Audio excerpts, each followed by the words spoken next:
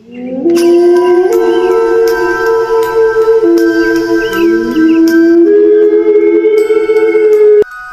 Rejosari terletak di kaki Gunung Kuncung, sekitar 2 jam perjalanan dari kota kecil bernama Wonosalam.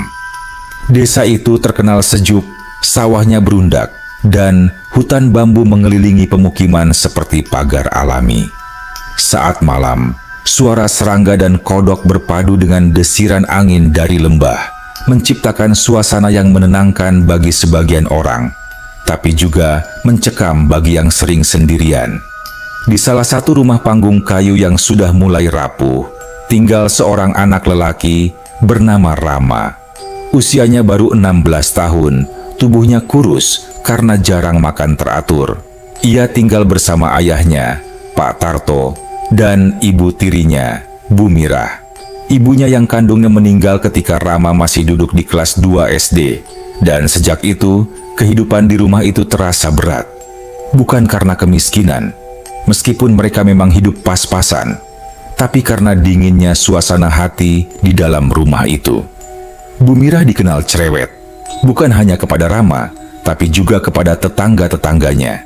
Ia sering marah tanpa alasan jelas. Suaranya nyaring terdengar sampai ke warung Bu Weni di ujung gang.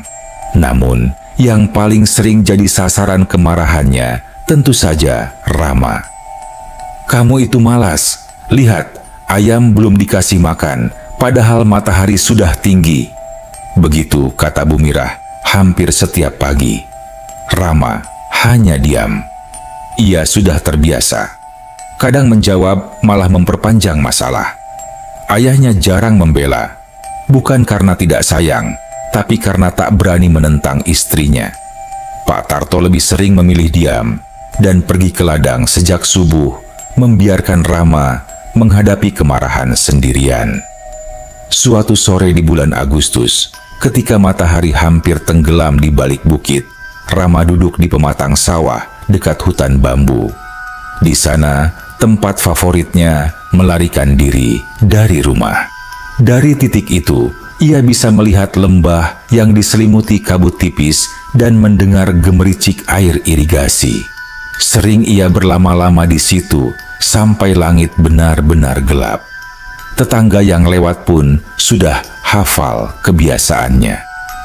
"Rama, jangan kelamaan di situ. Kalau maghrib nanti bisa disapa penghuni bambu," teriak Pak Agus, tetangga sebelah rumah yang sedang menggiring kambing pulang. "Iya Pak," jawab Rama, sekadar sopan. Meski begitu, ia tetap duduk. Dalam hati, ia merasa lebih tenang di situ daripada di rumah sendiri. Angin lembah berhembus lembut, membawa aroma tanah basah. Saat itulah, di sela suara serangga, Rama mendengar sesuatu yang lain. Suara halus seperti nyanyian, samar, datang dari arah hutan bambu. Ia menoleh, tapi tak melihat siapapun. Hanya batang-batang bambu yang bergoyang perlahan. Suara itu terdengar lagi, kali ini lebih jelas, seperti seseorang bersenandung lagu daerah yang sudah sangat tua. Suaranya lembut, seolah berasal dari mimpi. Rama berdiri, mencoba memastikan. "Halo, ada orang?" tanyanya pelan. Tak ada jawaban, hanya desir angin yang makin kuat. Ia mengernyit, lalu berbalik hendak pulang. Tapi, baru melangkah beberapa meter, suara itu berubah. Dari nyanyian menjadi bisikan lembut yang memanggil namanya. "Rama." Ia tertegun, jantungnya berdetak cepat. "Siapa?" Suaranya bergetar. Namun, lagi-lagi tak ada yang muncul. Malam itu ia pulang dengan perasaan aneh. Begitu sampai di rumah, Bu Mirah langsung membentak. "Dari mana saja kamu? Hah? Sudah maghrib baru pulang? Mau diculik wewe gombel?" Rama hanya menunduk. "Besok-besok kalau hilang, biar tahu rasa. Aku capek ngurusin anak nggak tahu diri." Ia masuk ke kamar, menutup pintu, lalu duduk di tepi ranjang. Kata-kata ibu tirinya berputar di kepala, bercampur dengan suara tadi yang memanggil namanya, antara takut dan penasaran. Keesokan harinya, di sekolah, teman-temannya sempat menggoda. Katanya semalam ada suara nyanyi di sawah, Ram. Kamu yang nyanyi? Tanya Wawan, sahabatnya. Rama tertawa hambar. Kalau aku nggak bakal sendirian di situ malam-malam, ujarnya. Tapi dalam hati, ia tahu suara itu bukan hal biasa. Sore berikutnya, ia kembali ke tempat yang sama. Entah kenapa, seperti ada sesuatu yang menariknya ke sana. Kali ini, ia membawa pisang rebus dan air dalam botol. Duduk di pematang, menatap lembah yang mulai diselimuti kabut ungu senja. Suara itu datang lagi, kini lebih jelas, dan dari balik rumpun bambu muncul cahaya lembut kehijauan, seperti kunang-kunang tapi lebih besar. Rama menahan napas. Dari balik cahaya itu, perlahan muncul sosok gadis muda berwajah lembut. Rambutnya panjang, mengenakan kebaya hijau muda, dan kulitnya pucat bersinar. Ia tersenyum, senyum yang membuat Rama lupa rasa takut. "Kamu siapa?" tanya Rama dengan suara serak. "Aku tinggal di sini," jawab gadis itu lembut. "Namaku Laras." "Laras?" Gadis itu mengangguk. "Kamu sering datang ke sini. Aku lihat dari jauh. Kamu kelihatan sedih." Rama tak tahu harus menjawab apa. Ada sesuatu dalam tatapan gadis itu. Teduh, tapi juga seperti memegang rahasia besar. Ia hanya mengangguk pelan. "Aku cuma mau tenang di sini." Laras tersenyum. Tempat ini memang tenang, tapi tak semua orang bisa betah lama di sini. "Aku bisa," jawab Rama refleks. Laras tertawa kecil, suaranya seperti denting kaca. "Kita lihat nanti." Malam semakin turun. Rama baru sadar ia sudah lama berbicara, padahal langit sudah gelap. Saat ia menoleh lagi, Laras sudah menghilang, meninggalkan aroma wangi bunga hutan yang samar. Ia buru-buru pulang dengan langkah tergesa. Namun sejak malam itu, Rama tidak bisa berhenti memikirkan Laras. Setiap hari, ia menunggu sore datang, agar bisa ke pematang lagi. Kadang, ia mendengar suara Laras memanggilnya dari jauh. Kadang hanya angin yang berhembus lembut, membawa aroma yang sama. Hingga perlahan, kebiasaannya mulai diperhatikan para tetangga. "Rama kok sering ke sawah sendirian ya? Sampai malam?" tanya Bu Weni ke Bu Mirah saat di warung. "Ah, anak itu memang aneh," sahut Bu Mirah dengan nada kesal. "Dibilangin juga nggak nurut. Nanti kalau hilang, biar saja." Tetangga hanya saling pandang. Beberapa mulai merasa ada yang janggal, tapi belum berani bicara lebih jauh. Sementara itu, di pematang yang sama, di bawah remang senja, Rama kembali duduk, menunggu Laras datang lagi. Dan kali ini, ia sudah tidak takut lagi. Justru, ada rasa hangat setiap kali bayangan gadis itu muncul dari balik kabut. Namun mereka tak tahu. Setiap kali Rama pulang dari sawah, matanya semakin kosong dan suaranya makin jarang terdengar di rumah. Sudah hampir 2 minggu, Rama rutin pergi ke pematang sawah menjelang senja. Ia tidak lagi peduli dengan omelan Bu Mirah atau tatapan heran para tetangga. Setiap sore setelah membantu menimba air, ia selalu menyelinap ke tempat yang sama, pematang di pinggir hutan bambu, di mana suara Laras selalu memanggilnya dengan lembut.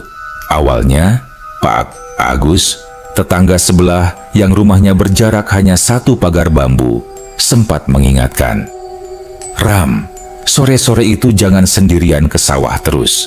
Di ujung sana ada pohon randu tua. Kata orang dulu, tempat itu katanya angker." Rama hanya mengangguk sopan. "Iya, Pak."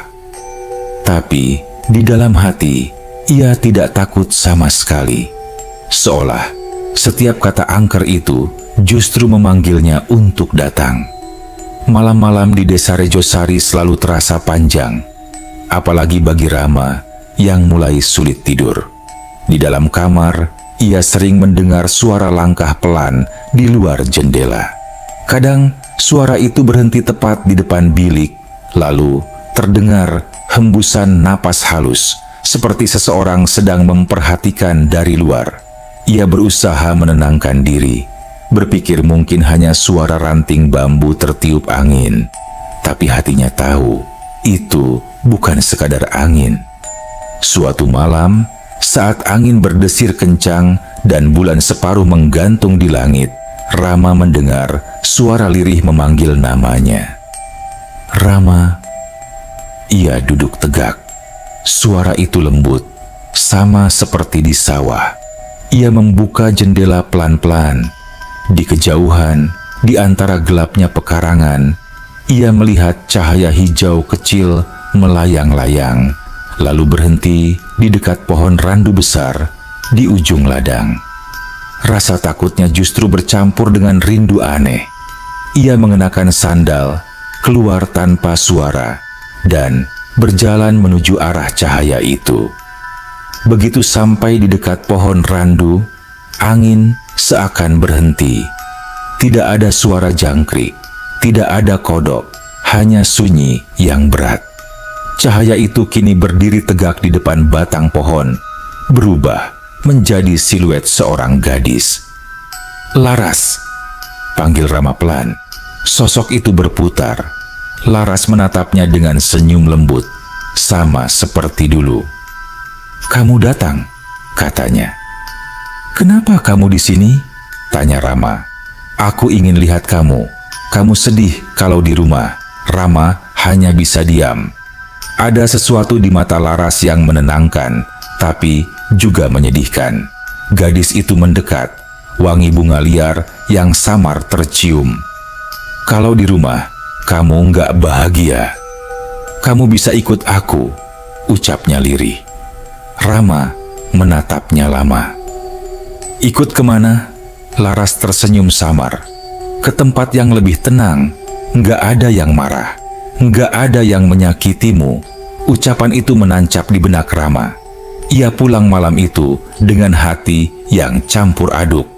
Ia tahu Laras bukan manusia biasa, tapi entah kenapa ia tidak merasa takut. Justru setiap bertemu gadis itu, dunia seolah menjadi lebih ringan. Keesokan paginya, Bu Mira sudah memarahinya lagi karena tidak menyapu halaman. Rama hanya diam, seperti biasa.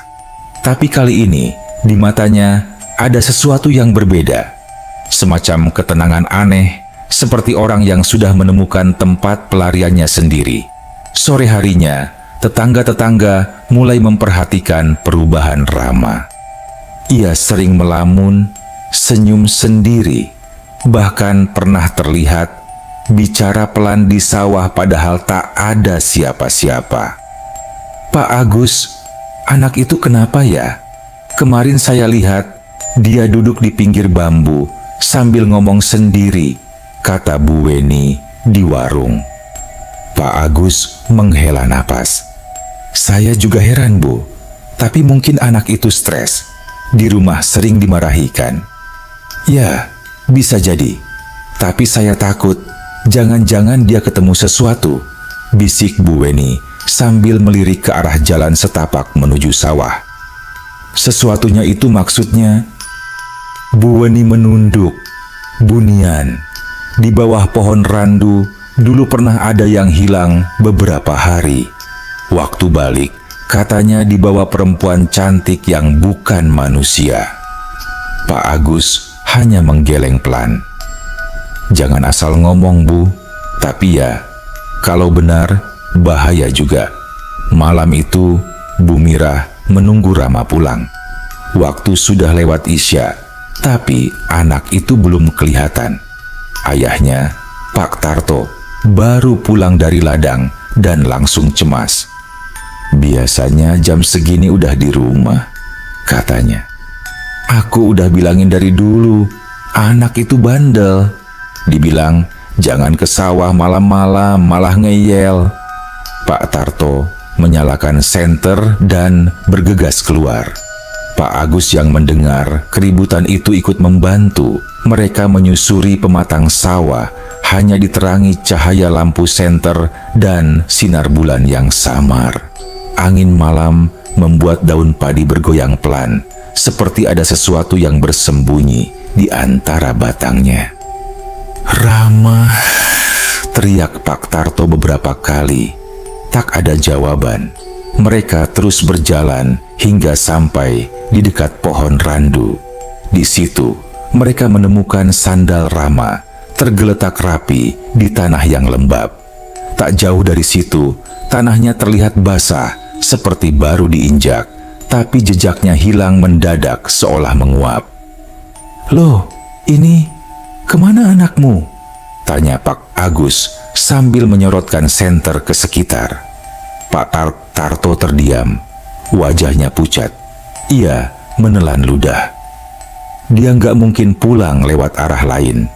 Tiba-tiba, dari balik rumpun bambu terdengar suara nyanyian lembut. Suara perempuan, melodi tua yang membuat bulu kuduk berdiri.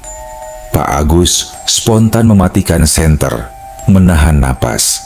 Dengar itu Pak Tarto. Pak Tarto mengangguk perlahan. Wajahnya gemetar. Mereka berdua mundur pelan-pelan, memilih tak mendekat. Pak Agus berbisik, "Jangan diteriakin. Kalau itu bukan manusia, bisa celaka kita." Mereka segera kembali ke rumah. Sepanjang malam, Pak Tarto duduk di teras, menatap gelap dengan mata kosong. Ia tidak berani bercerita ke siapapun, kecuali esok paginya kepada kepala dusun. Namun yang aneh, pagi itu Rama muncul di rumah dengan pakaian bersih, tanpa luka sedikit pun. "Dari mana kamu semalam?" bentak Bumirah. Rama menatapnya dengan wajah tenang. "Saya main ke hutan bambu, Bu. Ada teman baru." "Teman?" Bumirah hampir melempar sapu ke arahnya. "Kamu gila? Tengah malam main ke hutan?" Rama hanya menunduk. Tapi kali ini, Bumirah merasa sesuatu yang lain. Pandangan mata anak itu dalam, seolah bukan pandangan biasa. Pak Agus yang lewat depan rumah sempat melihat Rama berdiri di teras. Ia mengangguk sopan, tapi Rama hanya menatap balik tanpa ekspresi. Di balik tatapan itu, ada sesuatu yang dingin, tapi juga lembut. Seperti mata seseorang yang sedang menyimpan rahasia besar. Dan sejak hari itu, desas-desus mulai beredar. Ada yang bilang, Rama mulai disukai makhluk penunggu bambu. Ada juga yang bilang, ia berteman sama perempuan halus dari alam bunian. Tapi, satu hal pasti, setiap kali Rama menghilang, suara nyanyian di bawah pohon randu selalu terdengar. Hari-hari di desa Rejosari kembali berjalan seperti biasa di mata orang luar. Tapi bagi keluarga Pak Tarto, sesuatu telah berubah. Rama kini lebih banyak menyendiri. Ia jarang bicara, bahkan dengan ayahnya sendiri. Kadang malam-malam, ia berdiri lama di belakang rumah, menatap ke arah ladang, seolah menunggu seseorang. Bumirah mulai merasa resah. Meskipun mulutnya masih sering melontarkan kata-kata tajam, di hatinya mulai tumbuh rasa takut yang tak bisa dijelaskan. "Pak, anak itu aneh sekarang. Matanya kayak bukan Rama. Kalau saya panggil, kadang dia cuma senyum tapi nggak jawab," ucapnya pada suatu malam. Pak Tarto menghela napas berat. "Mungkin dia cuma ngambek. Kamu juga jangan keras terus, Mir." "Ngambek apa, Pak? Anak itu tiap sore hilang. Pulang udah malam. Kadang bajunya wangi bunga aneh, kayak baru dari kuburan yang dikasih sesajen." Pak Tarto diam. Ia memang sempat mencium aroma itu juga. Lembut seperti melati, tapi ada sesuatu yang membuat kulitnya dingin. Beberapa tetangga mulai ikut memperhatikan.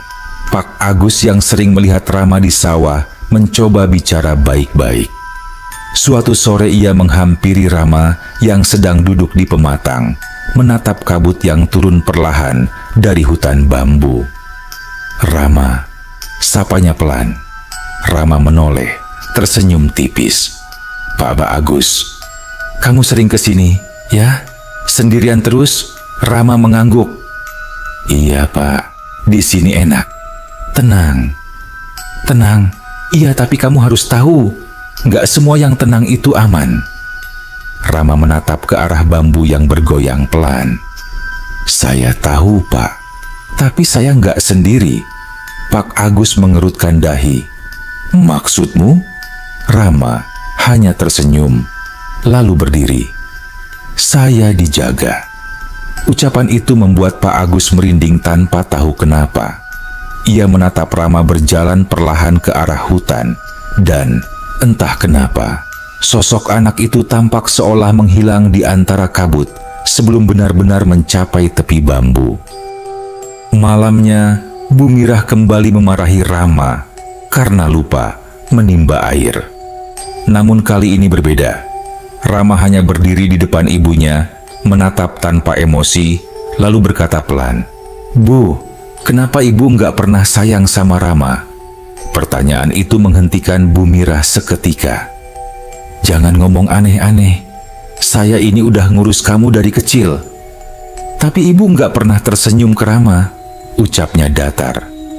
"Saya tahu ibu nggak mau Rama ada di rumah ini." Bu Mirah hendak menjawab, tapi tiba-tiba lampu minyak di meja dapur padam tertiup angin. Rumah mendadak gelap. Dari luar terdengar suara lirih perempuan bersenandung. Bukan nyanyian keras, tapi cukup jelas untuk membuat bulu kuduk berdiri. Bu Mirah spontan memeluk tubuhnya. "Kamu dengar nggak, Ram?" Rama menatap ke arah luar jendela. "Itu Laras," katanya pelan. "Siapa?" "Temanku. Dia selalu datang kalau aku sedih." Malam itu, Bu Mirah tak bisa tidur. Ia merasa ada yang memperhatikan dari luar kamar, padahal semua jendela sudah dikunci. Sesekali terdengar suara langkah di teras, tapi ketika ia beranikan diri mengintip, tak ada siapapun di luar. Keesokan paginya, Bu Mirah memutuskan pergi ke rumah Pak Agus. "Pak, saya mohon tolong lihat anak saya. Saya takut dia diganggu sesuatu." Pak Agus menatapnya prihatin.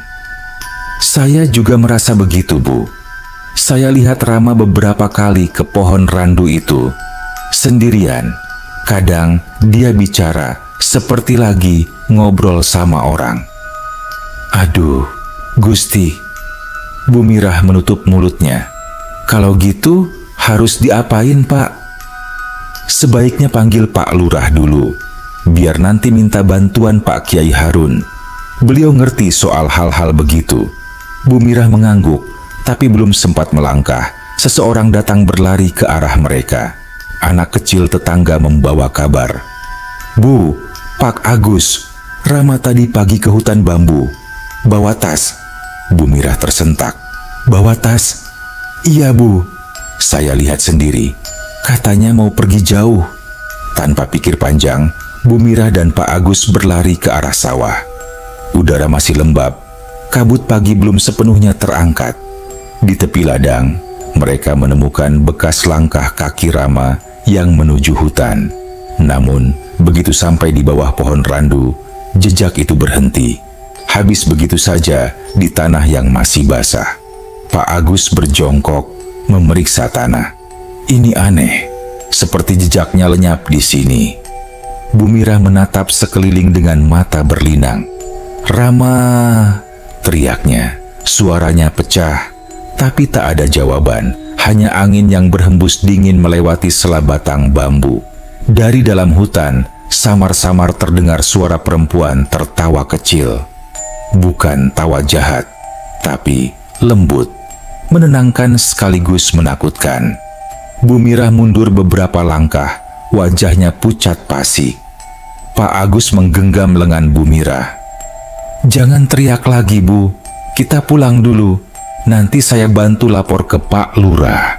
Sementara itu, di dunia lain yang tak terlihat mata manusia, Rama berjalan di antara pepohonan bambu yang kini berwarna kehijauan aneh. Udara di sekitarnya lembut, seperti sore yang tak pernah berakhir. Di hadapannya, Laras menunggu dengan senyum lembut. "Kamu datang juga," ucapnya. Rama mengangguk. "Aku nggak tahan di sana, Laras. Di rumah aku cuma dimarahin. Aku capek."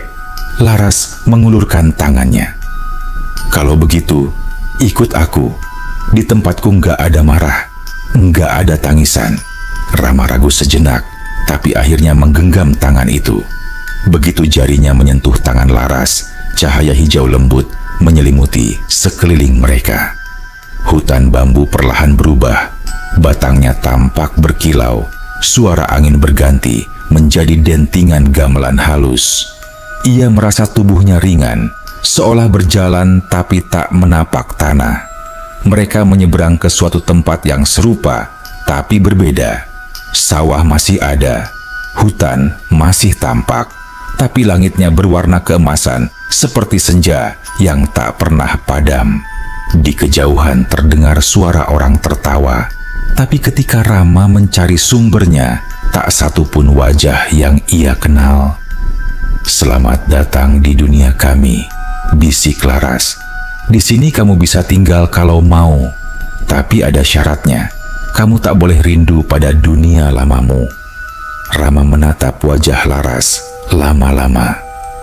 "Kalau aku rindu ayahku, sabar. Kalau hatimu kuat, mungkin suatu hari kamu bisa melihat mereka lagi dalam mimpi." Rama mengangguk pelan. Ia tahu ia sudah melangkah terlalu jauh untuk mundur. Di sisi lain, di dunia nyata, Pak Lurah dan Pak Kyai Harun mulai mencari Rama dengan beberapa warga. Mereka membawa dupa dan membaca doa-doa di sekitar pohon randu. Saat dupa mulai menyala, angin tiba-tiba berputar kuat. Dari arah hutan terdengar suara tangis pelan. Pak Kyai menutup mata. Dia belum sepenuhnya hilang, masih di antara dua dunia. Pak Agus menatapnya cemas. "Apa bisa dibawa pulang, Kiai?" "Bisa, tapi butuh waktu. Anak itu harus mau sendiri. Kalau dia sudah memilih, kita tak bisa paksa." Malamnya, Bu Mirah duduk di teras, memeluk lutut sambil menangis pelan. "Rama, pulanglah nak. Ibu janji gak akan marah lagi." Namun suara itu hanya tenggelam dalam pekat malam. Di kejauhan, di bawah pohon randu, tampak cahaya hijau lembut berkelip sebentar. Seperti jawaban halus dari dunia yang berbeda. Suara gemericik air mengalun lembut, seperti musik yang datang dari tanah. Rama membuka mata perlahan. Cahaya keemasan menembus dedaunan bambu di atas kepalanya, tapi kali ini tidak menyilaukan. Ia merasa tubuhnya ringan. Udara di sekitar wangi seperti bunga liar. Tak jauh dari situ, Laras berdiri menunggunya di tepi kolam jernih. Senyumnya lembut seperti pertama kali mereka bertemu. "Selamat pagi, Rama," katanya. Rama menatap sekeliling, bingung. "Tempat ini bukan desaku. Ini dunia kami," jawab Laras tenang. "Tempat di mana tak ada kemarahan, tak ada tangisan, tak ada yang menilai." Rama berjalan, mendekat. Kolam di depan mereka memantulkan wajahnya. Tapi anehnya, bayangannya samar, seperti kabut. "Apakah aku masih manusia?" tanyanya pelan. Laras tidak langsung menjawab. Ia hanya berkata, "Kamu masih Rama. Tapi jika kamu bertahan terlalu lama di sini, dunia lamamu akan melupakanmu." Kata-kata itu menggantung di udara. Rama menatap langit keemasan yang tak pernah berubah warnanya. Semuanya indah, tapi terlalu tenang, terlalu sempurna. "Ayahku," bisiknya. "Apakah dia mencariku?" Laras tersenyum samar. "Ayahmu sedih, tapi dia akan baik-baik saja." Semua orang pada akhirnya terbiasa kehilangan. Rama terdiam. Kata kehilangan itu menusuk hatinya, menimbulkan rasa yang sudah lama tidak ia rasakan. Rindu. Ia menatap wajah Laras. Gadis itu cantik, tapi di balik matanya yang teduh ada kesedihan yang dalam, seolah ia sendiri menanggung rahasia yang tak bisa diceritakan. "Laras," tanya Rama, Apa kamu juga dulu manusia?" Laras menunduk. "Dulu iya, tapi aku memilih tetap di sini. Dunia manusia sudah tak lagi memanggilku." Rama ingin bertanya lebih jauh, tapi tiba-tiba tanah di sekitar mereka bergetar halus. Suara gamelan yang biasa terdengar lembut berubah menjadi berat, seakan bergema dari perut bumi. Laras menoleh cepat, wajahnya berubah tegang. "Mereka tahu kamu di sini," ucapnya cepat. "Siapa?" "Orang-orang yang mencoba memanggilmu kembali. Di dunia nyata, Pak Kiai Harun dan beberapa warga sedang berkumpul di bawah pohon randu. Suara doa bergema lirih. Bumirah duduk di belakang mereka, matanya bengkak karena menangis. Pak Agus berdiri di sampingnya, memegang obor. "Kiai, tadi saya lihat cahaya hijau lagi di antara bambu," bisiknya. Pak Kiai mengangguk pelan. "Itu pertanda anak itu belum sepenuhnya hilang. Dia masih bisa dengar suara ibunya. Tapi kita harus kuat." Pak Kiai menancapkan tongkat kayu di tanah, membaca ayat-ayat dengan suara dalam. Angin berhembus kencang, membuat daun randu bergoyang keras. Suara itu menembus batas dunia sampai ke tempat Laras dan Rama berdiri. "Rama, jangan dengarkan," kata Laras cepat. "Kalau kamu dengar mereka, kamu akan terseret balik dan kamu tak akan bisa kembali ke sini lagi." Rama menatap Laras bingung. "Tapi mereka memanggilku. Aku dengar suara ayahku dan ibu." Laras menggenggam tangannya kuat-kuat. "Kamu bilang kamu ingin tenang. Di sini kamu tenang, kan?" Rama mengangguk, tapi raut wajahnya bimbang. "Tenang, iya, tapi kosong." Laras menatapnya lama. "Kamu rindu?" Rama mengangguk pelan. "Iya, aku pikir aku benci Ibu Mirah. Tapi sekarang aku cuma pengen dia berhenti marah dan tersenyum sekali saja. Aku cuma pengen ayahku tahu aku nggak kabur karena benci mereka." Laras menutup mata sejenak. Cahaya di sekitarnya redup. "Rama," katanya lembut, "setiap manusia punya luka. Tapi luka itu bukan alasan untuk menghilang. Kalau kamu pulang sekarang, mungkin kamu akan merasa sakit. Tapi di sanalah tempatmu." "Tapi aku takut," bisik Rama. "Kalau aku pulang, aku harus menghadapi semuanya lagi." Laras tersenyum sedih. "Kadang yang menakutkan justru yang membuat kita hidup." Suara gamelan berhenti, hening. Lalu dari kejauhan terdengar suara perempuan menangis memanggil namanya. Rama tahu itu suara Bumirah. Tangisan itu tak seperti biasanya. Bukan marah, tapi tulus, pecah karena penyesalan. Laras melepaskan genggaman tangannya. "Itu panggilan cinta, Rama. Dunia kami tidak mengenal cinta seperti itu." Rama menatapnya dalam-dalam. "Kalau aku pergi, kamu gimana?" Laras tersenyum lembut, tapi air matanya menetes. "Aku akan tetap di sini, menjaga tempat ini, menjaga kenanganmu." Cahaya di sekeliling mereka mulai berubah. Warna langit keemasan berganti menjadi oranye tua, dan udara terasa berat. Laras melangkah mundur, menatap Rama dengan tatapan yang tak akan ia lupakan. "Kalau suatu hari kamu melihat kabut turun di sawah dan mencium wangi bunga yang aneh, itu aku datang menengokmu." Di dunia nyata Pak Kiai menegakkan tubuh. "Sekarang Bumirah, panggil nama anakmu dari hatimu. jangan dengan marah, tapi dengan kasih. Bu Mirah menutup wajah menahan tangis. Rama, nak, pulanglah. Ibu minta maaf. Ibu janji gak akan bentak kamu lagi. Ibu janji bakal masak sayur kesukaanmu tiap sore. Tolong, nak, pulang. Angin tiba-tiba berhenti. Di antara kabut pagi yang mulai turun, tampak bayangan samar seorang anak berjalan pelan dari arah pohon randu. Langkahnya ringan, tapi pasti. Semua orang menahan napas. Pak Agus yang paling dekat berbisik, "Itu Rama?" Bayangan itu makin jelas. Dan benar, itu Rama. Wajahnya pucat tapi tenang. Ia berjalan menuju ibunya yang masih berlutut di tanah. Begitu jarak mereka tinggal beberapa langkah, tubuh Rama goyah. Pak Tarto cepat-cepat menubruknya, memeluknya erat. "Rama!"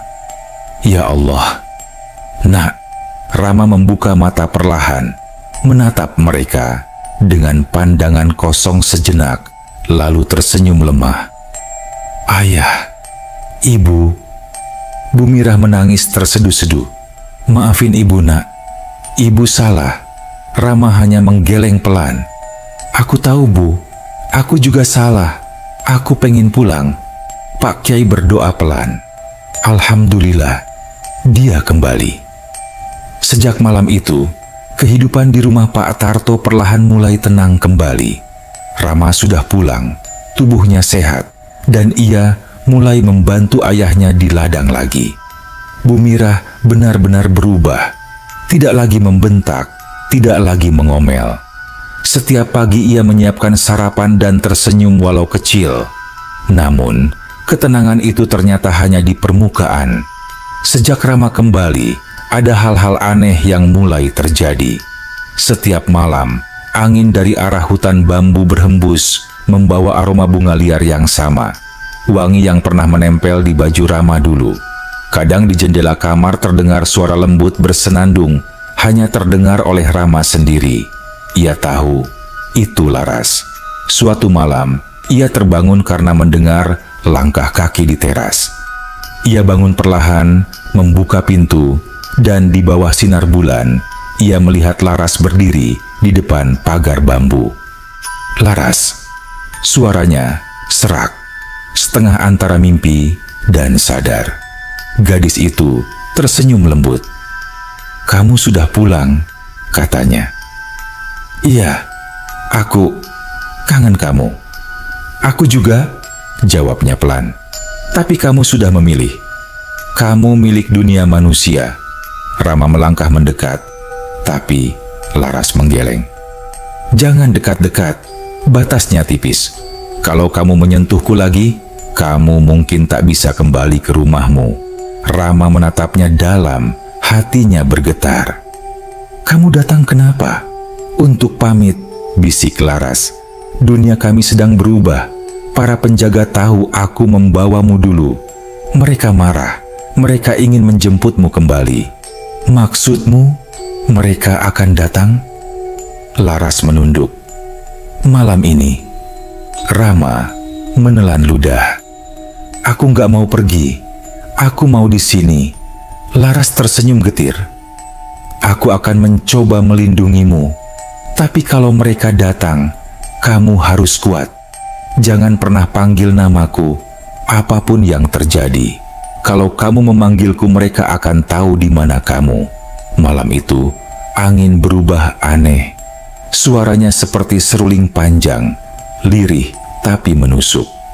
Anjing-anjing desa menyalak tanpa sebab. Pak Agus, yang rumahnya tak jauh dari rumah Pak Tarto, keluar membawa senter. Ia melihat kabut turun cepat dari arah hutan, padahal belum waktunya subuh. "Astaghfirullah," bisiknya. Ia bergegas menuju rumah Pak Tarto. Di dalam rumah, Rama masih duduk di depan jendela. Angin masuk membawa aroma tanah basah. Lalu, suara itu datang. Nyanyian rendah, seperti paduan beberapa perempuan bersenandung dalam bahasa yang tak dimengerti. Lampu minyak bergoyang, apinya meliuk ke samping. Rama menutup telinganya, tapi suara itu justru terdengar semakin dekat.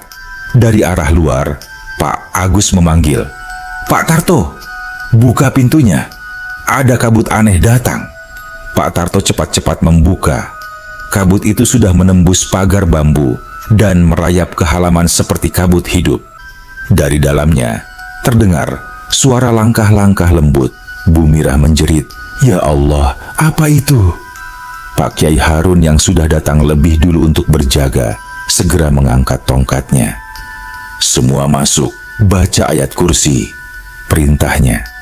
Namun di tengah kepanikan itu, Rama berdiri diam, terpaku menatap kabut yang kini membentuk bayangan-bayangan samar. Dari dalamnya muncul siluet perempuan-perempuan berambut panjang, mengenakan kain putih kehijauan. Suara mereka lembut, tapi dingin. Salah satu di antaranya berkata dengan suara seperti bisikan angin, "Rama, kamu sudah dijanjikan. Dunia kami menunggumu." Rama menggigit bibirnya. "Aku tidak mau. Aku sudah pulang." Mereka tersenyum samar. Tidak ada yang benar-benar pulang setelah melangkah ke dunia kami. Lalu, di antara kabut itu, Laras muncul. Tapi kali ini wajahnya berbeda. Cemas, matanya memohon. Ia berdiri di depan Rama, menghadang para penunggu yang lain. "Dia bukan milik kalian lagi," katanya tegas. Suara perempuan lain membalas lembut tapi mengancam. "Kau melanggar perjanjian, Laras. Kau bawa manusia tanpa izin. Aku melindunginya," jawab Laras. "Dan karena itu, kau akan hilang bersamanya." Rama berteriak, "Jangan sakiti dia." Kabut menggulung semakin tebal. Pak Kiai berdiri di tengah ruangan, membaca doa keras-keras. "Jangan keluar dari lingkaran. Pegang tangan anak itu," serunya. Pak Tarto memeluk Rama kuat-kuat, sementara Bu Mirah menggigil ketakutan. Pak Bu, Agus berdiri di ambang pintu dengan senter, tapi cahaya senter malah meredup. Dari tengah kabut, Laras menoleh terakhir kali ke arah Rama. Air matanya menetes, berubah menjadi cahaya hijau yang jatuh ke lantai dan lenyap. "Rama," bisiknya, "jangan takut, aku akan pergi. Tapi ingat, hidup itu kadang tak seindah mimpi. Tapi hanya di dunia itulah kamu bisa benar-benar hidup." Rama menjerit, "Laras, jangan." Begitu ia memanggil nama itu, angin meledak seperti suara ribuan daun bambu yang dipatahkan sekaligus. Api lampu minyak padam total. Semua orang terhempas ke belakang. Ketika mereka membuka mata, kabut sudah hilang. Hening, hanya suara jangkrik kembali terdengar. Laras sudah tak ada. Rama pingsan. Di tangannya tergenggam sehelai rambut hijau yang kini mulai pudar cahayanya. Keesokan paginya, kabut di sekitar ladang tak kunjung naik, meski matahari sudah tinggi. Warga berbisik-bisik. Semalam, desa kayak ditutup kabut. Suara perempuan nyanyi, tapi nggak kelihatan orangnya, kata salah satu warga pada Pak Lurah. Pak Lurah hanya menggeleng. "Sudah, jangan dibicarakan lagi. Anak itu sudah cukup menderita." Di rumah, Rama belum sadar sepenuhnya. Ia seperti melamun panjang, menatap ke arah sawah di belakang rumah. Bu Mirah menemaninya sambil menangis pelan. "Nak, kalau kamu dengar ibu, tolong jangan pergi lagi, ya. Ibu janji gak akan marah lagi. Seumur hidup, ibu." Pak Tarto menggenggam bahu istrinya. "Kita sudah cukup kehilangan." Pak Agus yang duduk di teras memandang jauh ke arah hutan bambu. Ia masih bisa mencium aroma samar bunga liar yang sama seperti dulu. "Laras," gumamnya tanpa sadar, "kamu benar-benar bunian itu, ya? Tapi kenapa kamu malah menyelamatkan dia?" Malamnya, Rama terbangun. Dari jendela, Ia melihat satu titik cahaya hijau melayang di antara pohon randu, seperti kunang-kunang yang tersesat. Ia tersenyum kecil, lalu berbisik pelan, "Terima kasih, Laras." Angin lembut berhembus, membawa wangi bunga liar. Dan entah dari mana, terdengar suara nyanyian halus, hanya sebait, kemudian menghilang dalam tenang malam. Rama menutup mata. Air matanya jatuh, tapi kali ini bukan karena sedih, karena ia tahu gadis bunian itu tidak hilang. Ia hanya kembali ke tempat asalnya, menjaga dunia yang tak bisa dijangkau manusia.